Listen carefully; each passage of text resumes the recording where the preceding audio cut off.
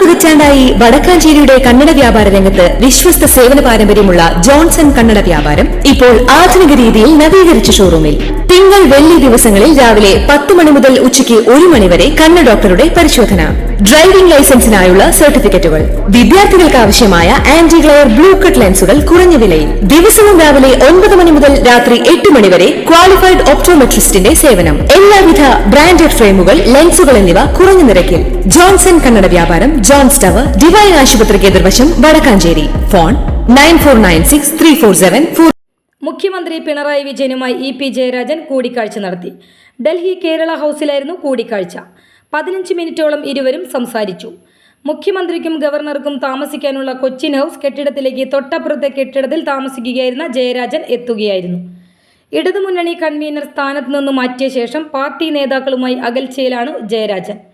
അതിനിടെയാണ് കൂടിക്കാഴ്ച എന്നതാണ് ശ്രദ്ധേയം. CPM ജനറൽ സെക്രട്ടറി സീതാറാം യെച്ചൂരിക്ക് അന്തിമോപചാരം അർപ്പിക്കാനാണ് മുഖ്യമന്ത്രിയും ഇ.പി. ജയരാജനും ഇന്നലെ ഡൽഹിയിലെത്തിയത്. മുഖ്യമന്ത്രിയോട് പറഞ്ഞത് മാധ്യമങ്ങളോട് പറയാനാകില്ല. മാധ്യമങ്ങളെല്ലാം തെറ്റായി വ്യാഖ്യാനിക്കുകയാണ്. രാഷ്ട്രീയമെല്ലാം അതിൻ്റെ വേദിയിൽ ചർച്ച ചെയ്യും. യെച്ചൂരിയെപ്പറ്റി ചോദിക്കൂ, അതു പറയാം.